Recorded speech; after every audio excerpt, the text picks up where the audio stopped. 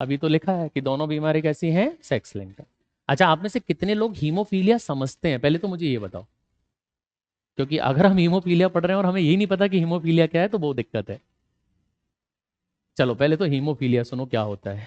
Haemophilia एक ऐसी बीमारी है जहां पर ब्लड क्लॉटिंग नहीं होती, जहां पर रक्त स्कंदन नहीं होता या खून का थक्का नहीं जमता।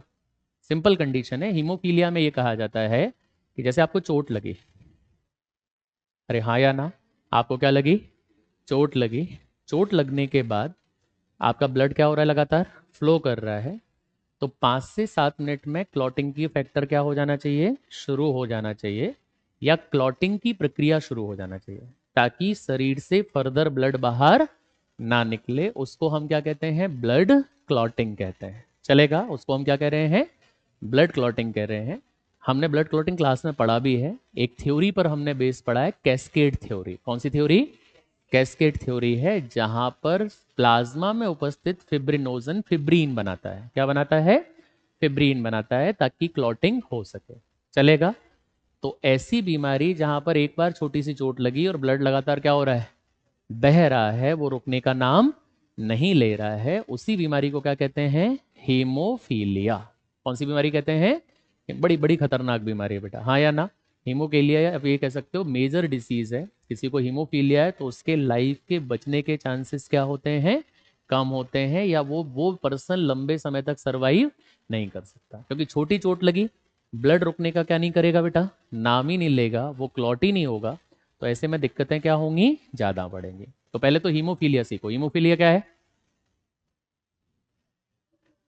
हीमोफीलिया क्या है, एक ऐसी बीमारी जहां रक्त का थक्का नहीं जमता। चोट लगने के बाद या कोई भी घाव होने के बाद रक्त का थक्का अगर नहीं जम रहा है तो वो कौन सी बीमारी कहलाती है, हीमोफीलिया। हाँ या ना। ठीक है, हीमोफीलिया एक अनुवांशिक बीमारी है, मेंडेलियन है, सेक्स लिंक्ड है और रिसेसिव है। चलेगा, यहां तक की कहानी क्लियर है। उसके बाद हीमोफीलिया में क्या होना चाहिए बेटा, अगर 5 से 7 मिनट में क्लॉटिंग हो जाती है तो ब्लड क्लॉटिंग होगी, अदरवाइज क्लॉटिंग नहीं होगी। इसी को क्या कह रहे हैं, हीमोफीलिया कह रहे हैं। अब ये हीमोफीलिया की भी वही शर्तें हैं जो हमने कलर ब्लाइंडनेस में पढ़ी हैं, हाँ या ना। सेम कंडीशन, कि ये भी कौन से पेयर से हो रहा है, 23 पेयर में जेनेटिक दिक्कत आने से या सेक्स लिंक्स में जेनेटिक दिक्कत आने से कौन सी बीमारी हो रही है, हीमोफीलिया नाम की बीमारी हो रही है। और ये भी फीमेल कंडीशंस में क्या है बेटा, आपके कम है, और मेल कंडीशन में क्या है, ज्यादा। आया ना। कंडीशन वही है जो अभी किस में पड़ी है बेटा, कलर ब्लाइंडनेस में, कि फीमेल कंडीशन में जब दोनों क्रोमोसोम म्यूटेड होंगे, जब दोनों में जीन्स में दिक्कत आएगी, तब फीमेल बनेगी हीमोफिलिक। यस और नो, तब फीमेल क्या बनेगी बेटा, हीमोफिलिक। लेकिन मेल में कब दिक्कत आ जाती है, तो मेल के अंदर अगर आपका एक्स में दिक्कत है, हाँ या ना, वाई में दिक्कत है या नहीं है, कोई फर्क नहीं पड़ने वाला, क्योंकि वाई पार्टिसिपेट नहीं कर रहा। इसीलिए मैंने कहा था कि कुछ किताबें उसको एक्स लिंक्ड लिखती हैं।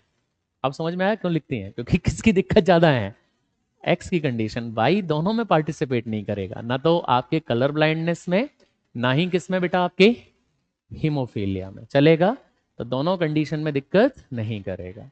तो ये कंडीशन जब बनेगी तो उसमें क्या दिक्कत आ सकती है बेटा, हीमोफीलिया की दिक्कत आ सकती है। अब होता क्या है वो सुनो। जैसे मान के चलो कोई फीमेल हीमोफिलिक है, अरे हाँ या ना, कोई फीमेल क्या है बेटा, हीमोफिलिक है, हाँ या ना, यानी कि उसके अंदर हीमोफीलिया की कंडीशन है। तो पहले तो उसके दोनों क्रोमोसोम खराब हैं, एक्स एक्स की दोनों की कहानी दिक्कत कर रही है। चलेगा। अब दिक्कत क्या होती है वो सुनो। थोड़ा सा आपको यहां पर याद रखना पड़ेगा, क्योंकि आपने क्लॉटिंग पूरा नहीं पढ़ा है। हमारे शरीर में जब ब्लड क्लॉटिंग होती है तो कुछ क्लॉटिंग फैक्टर काम करते हैं। ये बात खासकर नए लोग याद रखेंगे, जिन्होंने कैस्केड थ्योरी पढ़ा है उनको कभी दिक्कत नहीं आएगी। जितने नए लोग हैं वो याद रखना। हमारे शरीर में जब क्या होती है, क्लॉटिंग होती है, तो कुछ क्लॉटिंग फैक्टर काम करते हैं। क्या काम करते हैं, क्लॉटिंग फैक्टर काम करते हैं। ये क्लॉटिंग फैक्टर हमारे लिवर में बनते हैं। कहाँ बनते हैं, लिवर में तैयार होते हैं, हमारे यकृत में तैयार होते हैं। लगभग 11 या 13 क्लॉटिंग फैक्टर बनते हैं, जो कहाँ बनेंगे बेटा, हमारे लिवर में बनते हैं। अरे हाँ या ना। और ये क्लॉटिंग फैक्टर, मजेदार बात पता क्या है, ये क्लॉटिंग फैक्टर बनते हैं विटामिन के की मदद से। इसीलिए हम पढ़ते हैं ना, विटामिन के ब्लड क्लॉटिंग में हेल्प करता है। ब्लड क्लॉट आज के बाद याद रखना, विटामिन के इसलिए हेल्प करता है कि ये लिवर में क्या बनाता है, क्लॉटिंग फैक्टर बनाने में क्या करता है, हेल्प करता है। ठीक है। सामान्य तौर पर 3 चीजें क्लॉटिंग में काम आती हैं। कितनी चीजें बेटा, 3 चीजें क्लॉटिंग के लिए बड़ी इंपॉर्टेंट है। एक तो ब्लड में प्लेटलेट्स का होना। किसका होना बेटा, क्योंकि प्लेटलेट्स क्लॉटिंग की प्रक्रिया शुरू करती हैं। ये सुनो, क्लॉटिंग की प्रक्रिया कौन शुरू करती है, प्लेटलेट। वो कॉस्किट थ्योरी में पूरा चलता है। प्लेटलेट आपके प्लाज्मा प्रोटीन से रिएक्ट करेंगी और फिर क्या बनेगी बेटा, आपकी आपकी प्रोटीन बनना शुरू होगी, थ्रोम्बोप्लास्टिन बनना शुरू होगी, हाँ या ना। फिर वो प्रोथ्रोम्बोप्लास्टिन बनेगी, फिर थ्रोम्बिन बनेगी, वो एक अलग। तो किसने शुरू की क्लॉटिंग, किसने शुरू की, प्लेटलेट ने शुरू की। चलेगा। प्लेटलेट बनाने के साथ जो जो क्लॉटिंग का जाल बनता है या जो आपका ब्लड जमता है, वो जमता है फिब्रिनोजन प्रोटीन की वजह से। कौन सी प्रोटीन की वजह से, फिब्रिनोजन प्रोटीन की वजह से, जो आपकी प्लाज्मा में प्रेजेंट होता है। कहाँ प्रेजेंट होता है, आपके आपकी प्लाज्मा में प्रेजेंट रहेगा। कौन सा प्रोटीन, फिब्रिनोजन, जो फिब्रीन में कन्वर्ट होगा। किस में कन्वर्ट होगा, फिब्रीन में। और कुछ क्लॉटिंग फैक्टर काम करते हैं। ये सोनो, क्लॉटिंग फैक्टर एक तरीके से आप ये मान सकते हो कि इस प्रक्रिया को चलाने वाले कंडीशन। ये सोनो, जो इस प्रक्रिया को क्या कर रहे हैं, पूरा कर रहे हैं, उनको हम कौन सा फैक्टर कहते हैं, क्लॉटिंग फैक्टर कह रहे हैं। वो क्लॉटिंग फैक्टर काम करते हैं। और ये क्लॉटिंग फैक्टर कहाँ बनते हैं, लिवर में बनते हैं। किसकी हेल्प से, तो अगर विटामिन के प्रॉपर नहीं होगा तो क्या नहीं बनेंगे, क्लॉटिंग फैक्टर नहीं बनेंगे, इसलिए काम हो रहा है। चलेगा। अब अगर आप हीमोफीलिया से ग्रसित हैं, किससे ग्रसित हैं, हीमोफीलिया से, यानी कि अगर कोई फीमेल है तो उसके एक्स एक्स में दिक्कत होगी, अगर मेल है तो क्या किस में दिक्कत होगी, एक्स वाई में दिक्कत होगी। चलेगा। अगर आप हीमोफीलिया से ग्रसित हैं तो आपको 2 प्रकार का हीमोफीलिया हो सकता है। कितने प्रकार का बेटा, 2 प्रकार का हीमोफीलिया हो सकता है। एक है आपका हीमोफीलिया ए। कौन सा है, हीमोफीलिया ए।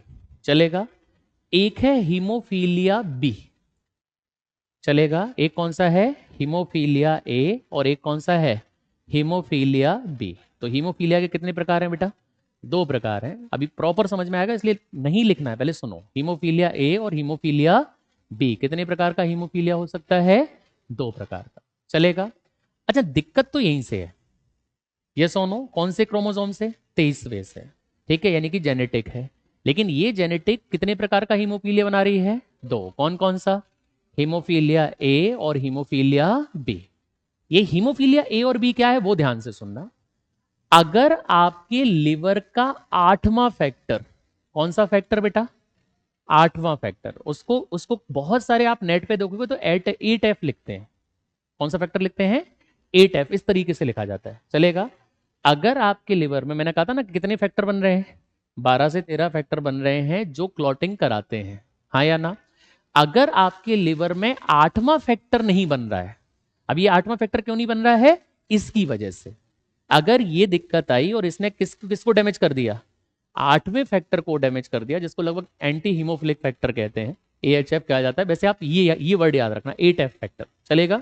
अगर 8वां फैक्टर आपके लिवर में नहीं बन रहा है तो आप किससे ग्रसित हो गए, हीमोफीलिया ए टाइप से। किससे बेटा, हीमोफीलिया ए टाइप से आप ग्रसित हो गए।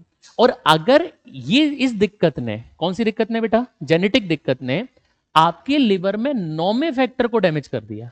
कौन से फैक्टर को बेटा, 9 में। सीक्वेंस में याद रखना, ए तो कौन सा फैक्टर, 8वां, बी तो कौन सा फैक्टर, 9वां। तो अगर आपके लिवर में कौन सा फैक्टर बनना बंद हो गया, 8वां, तो कौन सा होगा, ए। आपके लिवर में कौन सा फैक्टर बनना बंद होगा, 9वां। चलेगा। तो उसको क्या कहेंगे, हीमोफीलिया बी।